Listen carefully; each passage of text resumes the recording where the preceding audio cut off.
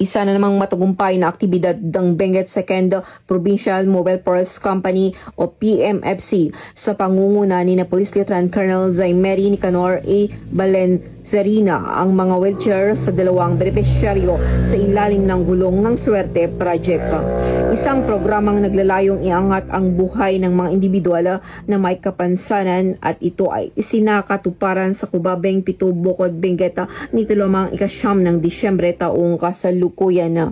Ito ay binigay ng Power Built General Merchandise at CNT Builders Incorporated na kabilang sa kanilang mga stakeholders.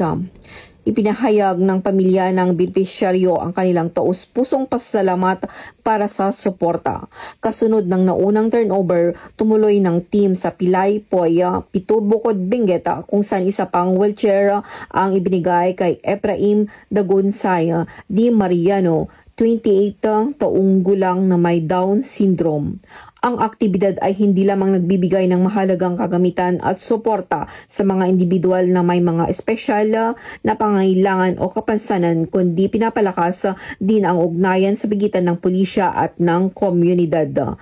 Sa pamamagitan ng inisyatibong ito, hinikayat ng Benguet Police Provincial Office ang iba pang mag-ambaga sa isang kultura ng empatiya o empathy na nagtataguyod sa diwa ng binadang. Mula dito sa Riyon ng Cordillera, ako ang inyong PNN correspondent, Police Master Sergeant Lenny Valerio, alagad ng batas, tagataguyod ng Balitang Pulis.